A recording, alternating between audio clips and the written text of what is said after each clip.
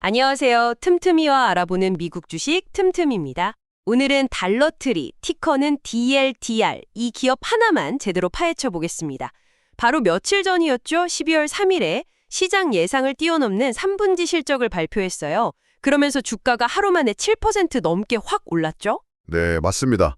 그런데 이게 단순히 이번 분기 실적이 좋았다, 이런 단발성 호재로만 보기에는요, 이 기업 내부에서 벌어지고 있는 변화가 정말 어마어마합니다.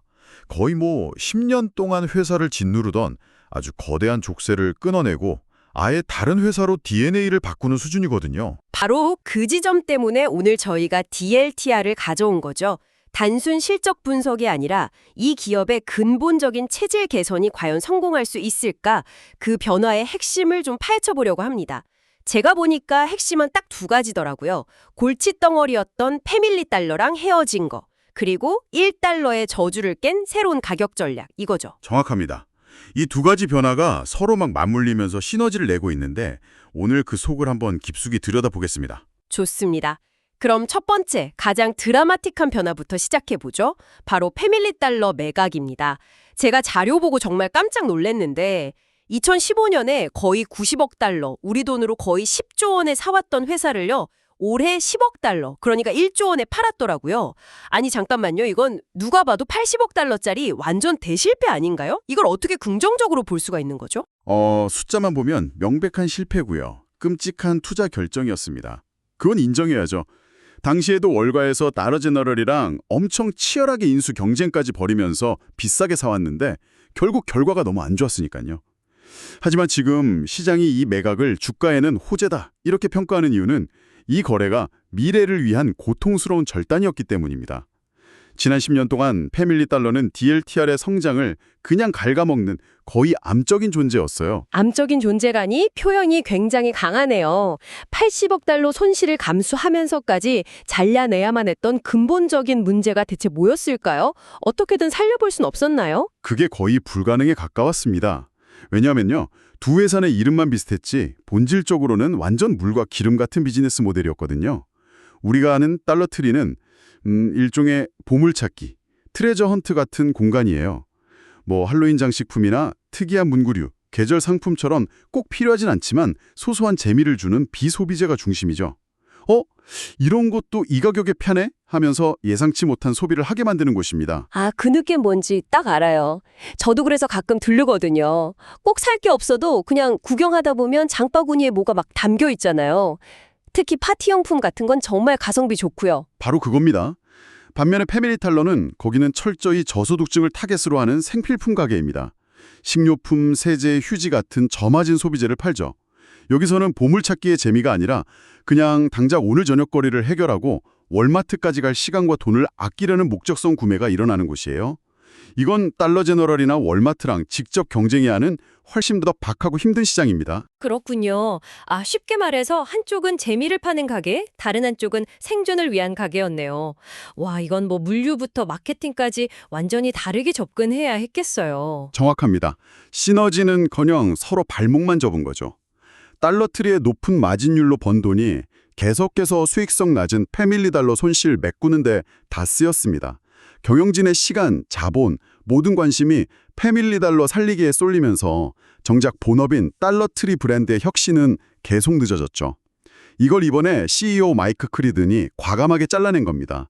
이제 우리의 모든 자원과 집중력은 오직 달러트리 브레이드를 강화하는 데 투입될 것이라고 딱 선언했죠. 아, 10년 만에 이혼으로 비로소 본업에 선택과 집중을 할 수 있게 됐다, 이런 거군요. 재무적으로도 좀 숨통이 트나요? 그럼요.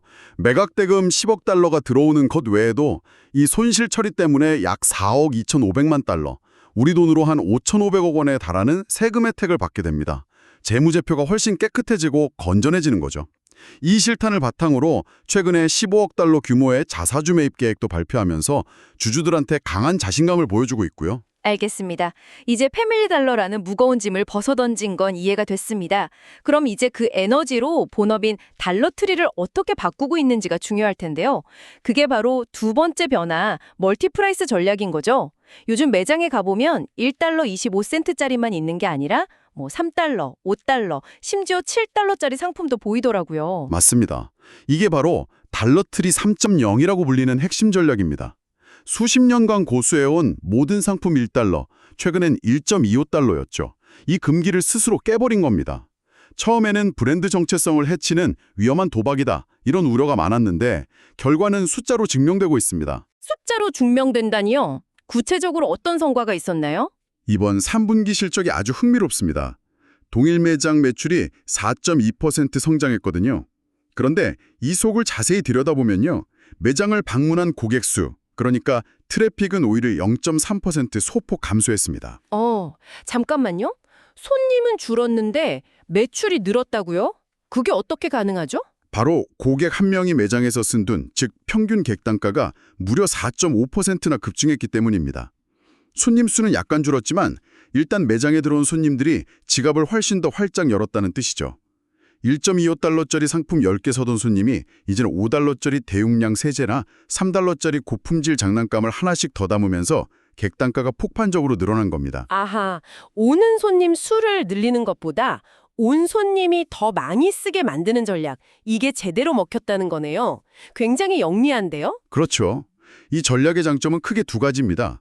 첫째, 인플레이션이나 관세 리스크에 대한 강력한 방어막이 생겼습니다. 과거 1.25달러 단일가 시절에는 예를 들어 중국산 제품 원가가 조금만 올라도 팔수록 손해를 보는 구조였어요. 가격을 올릴 수가 없었으니까요.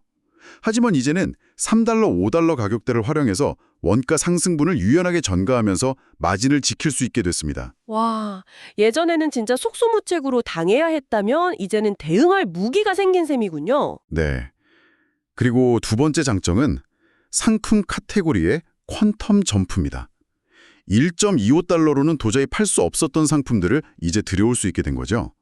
예를 들어 전에는 그냥 작은 비눗방울 장난감 정도였다면 이제는 5달러짜리 제법 근사한 조립식 블록 세트를 팔 수 있고요. 얇은 종이 접시 세트 대신에 3달러짜리 두툼하고 디자인 들어간 파티용 접시를 놓을 수 있는 거죠. 심지어 냉동육류나 아이스크림 같은 고단가 상품까지 취급하기 시작했습니다. 와, 확실히 살 게 많아졌겠네요. 그런데 이러다가 달러트리라는 이름, 그 저렴한 가게라는 핵심 이미지를 잃어버릴 위험은 없을까요? 경영진도 그 점을 가장 경계하고 있습니다. CEO가 실적 발표에서 아주 중요한 말을 했어요. 멀티프라이스 전략을 확대하고 있지만 우리 매장 상품의 85%는 여전히 2달러 이하다. 즉, 고객들에게 여전히 여기는 압도적으로 저렴해 라는 신뢰를 주면서 일부 고마진 상품으로 전체 수익성을 끌어올리는 아주 영리한 투트랙 전략을 쓰고 있는 거죠. 그렇군요. 핵심 가치는 지키되 새로운 성장 동력을 장착한 거네요. 이 전략이 성공하면서 매장을 찾는 사람들도 좀 달라졌을 것 같은데요. 바로 그 지점이 이번 실적 발표에서 가장 놀라웠던 데이터입니다. 2025년 3분기에만 무려 300만 가구의 신규 고객이 유입됐어요. 그런데 더 충격적인 건 이 신규 고객이 60%가 연소득 10만 달러, 우리 돈으로 약 1억 3천만 원 이상의 고소득층이었다는 사실입니다. 네, 연봉 1억 이상 버는 사람들이요. 달러트리에 장을 보러 간다고요? 그건 정말 상상하기 힘든 그림인데요. 보통 그런 분들은 뭐 홀푸드나 트레이더주 같은 곳에 갈 것 같은데? 이게 바로 지금 미국 소비시장의 지각 변동을 보여주는 트레이드 다운 현상입니다. 고물가가 계속되니까 이제는 고소득층마저도 모든 소비를 비싼 곳에서 하지 않는다는 거죠. 식료품은 유기농 매장에서 사더라도 아이 생일 파티 용품이나 할로윈 장식 같은 건 굳이 타겟이나 월마트에서 비싸게 살 필요 없이 달러트리에서 같이 소비를 하는 겁니다. 와, 이건 단순히 고객이 늘어난 걸 넘어서 브랜드의 위상 자체가 바뀌고 있는 신호네요. 과거의 저소득층의 가게라는 이미지에서 현명한 소비자의 가게로 탈바꿈하고 있는 거군요. 정확합니다. 이게 경쟁사인 달러제너럴과 TRA의 미래를 가를 결정적인 차이가 될 수 있습니다. 달러제너럴의 핵심 고객은 여전히 생필품 구매가 절실한 저소득층이거든요. 경기가 나빠지면 이분들 구매력은 더 줄어들 수밖에 없죠. 하지만 TRAR은 이제 경기가 나빠지면 고소득층이 더 찾아오고 경기가 좋아져도 그 보물찾기 재미 때문에 기존 고객이 안 떠나는 훨씬 더 경기 방어적인 사업 모델을 만들게 된 겁니다. 이야기만 들어보면 정말 꽃길만 남은 것 같습니다. 10년 묵은 혹도 떼어냈지, 새로운 가격 전략으로 부유한 고객까지 끌어들였지. 그런데 월가 애널리스트들 의견은 생각보다 되게 갈리더라고요. 저희가 놓치고 있는 리스크가 분명히 있다는 뜻일 텐데요. 물론입니다. 모든 변화에는 그림자가 따르기 마련이죠. 현재 월가의 시선은 그야말로 동상이몽 그 자체입니다. 목표 주가만 봐도 시장이 이 변화의 지속 가능성에 대해 얼마나 혼란스러워하는지 알 수 있습니다. 동상이몽이라니 어느 정도 수준인가요?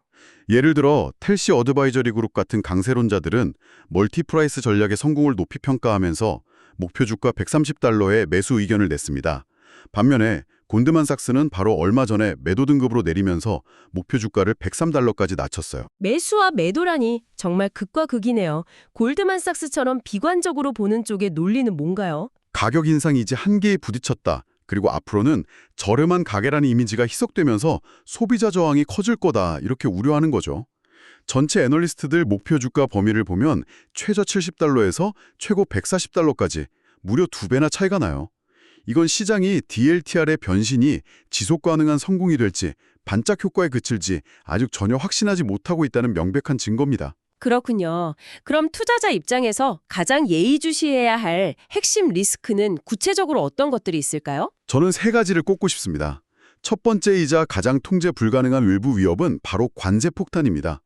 DLTR 매출의 약 40%가 수입 상품이고 그 대부분은 중국산이거든요. 특히 그 보물찾기 재미를 주는 장난감, 계절 장식품, 주방용품 카테고리는 중국 의존도가 절대적이죠. 만약 앞으로 미중 관계가 악화돼서 대중국 관세가 급격히 인상된다면 마진에 직접적인 타격을 입을 수밖에 없습니다.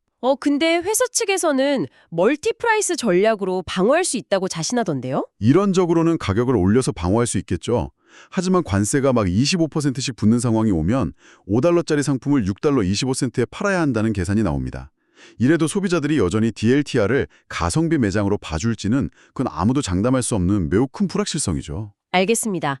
관세가 가장 큰 외부 변수군요. 두 번째 리스크는 뭔가요? 두 번째는 내부에서 발생하는 비용 증가 문제입니다. 멀티프라이스 전략이라는 게 단순히 가격표만 바꿔다는 게 아니거든요. 재고 관리가 훨씬 복잡해지고 상품 진열도 더 까다로워지죠. 그러니까 1.25달러 상품만 있을 때보다 매장 직원들이 해야 할 일이 훨씬 많아진다는 뜻입니다. 하긴 가격대가 대여섯 개로 늘어나면 관리 포인트가 그만큼 늘어나는 거니까요. 맞습니다. 그 결과가 실적에 그대로 나타났어요. 3분기 판매 관리비, 그러니까 SG&A가 매출 대비 1.4%포인트 증가했는데 여기서 말하는 SG&A라는 게 주로 매장 직원 인건비나 임대료 같은 운영 비용이거든요. 이 인건비 상승이 비용 증가의 주된 요인이었어요. 앞으로 매출 성장률이 이 비용 증가 속도를 압도하지 못하면 겉으로는 성장해도 이익은 제자리 걸음인 상황이 올 수 있습니다. 마지막 세 번째 리스크는 무엇인가요? 마지막은 언제나 존재하는 경쟁 심화입니다. DLTR이 고소득층 고객을 성공적으로 데려오니까 경쟁사들이 가만히 보고만 있진 않겠죠. 월마트는 그레이트 밸류 같은 초저가 PB 상품을 강화해서 방어에 나설 수 있고 10대들의 놀이터로 빌리는 파이브 빌로우는 특유의 트렌디함으로 젊은 고객층을 꽉 잡고 있고요. 특히 타겟 같은 경우 저렴하면서도 디자인 예쁜 상품으로 중산층 고객을 다시 뺏어오려고 할 수 있죠. 경쟁은 상수라고 봐야 합니다. 정리가 좀 되네요. 그럼 오늘 이야기를 종합해 보겠습니다. DLTR은 패밀리 달러라는 10년 묵은 족쇄를 끌어내고 멀티프라이스라는 강력한 무기를 장착해서 고소득층이라는 새로운 고객층까지 확보하는 데 성공했다. 지금 극적인 변신을 시도하고 있는 거네요. 맞습니다. 지난 10년과는 완전히 다른 스스로 수익성을 컨트롤할 수 있는 근육을 키운 셈이죠. 경영진도 15억 달러, 회사 시가총액의 약 6%에 달하는 대규모 자사주 매입을 통해서 우리 주식은 여전히 싸다는 강한 시그널을 시장에 보내고 있고요. 하지만 그 이면에는 대중국 관세라는 통제 불가능한 외부 위협과 전략 변화에 따라 늘어나는 운영 비용을 어떻게 관리할 것이냐 하기엔 내부 과제가 남아있는 상황이군요. 이 두 가지 변수가 앞으로 DLTR의 주가 방향을 결정할 핵심 키가 되겠네요. 정확한 요약입니다. 앞으로 발표될 실적에서 매출 성장률과 함께 판매 관리비 증가율을 반드시 함께 체크해야 하는 이유죠. 자, 구독자 여러분은 달라트리 DLTR의 미래를 어떻게 보시나요? 10년 만에 홀로서기에 성공하면서 현명한 소비자들의 놀이터로 완벽하게 변신할 수 있을까요? 아니면 월가의 우려처럼 반짝 상승에 그칠 위험한 도전일까요? 댓글로 여러분의 날카로운 생각을 자유롭게 남겨주세요. 오늘 분석은 여기까지입니다. 감사합니다. 감사합니다.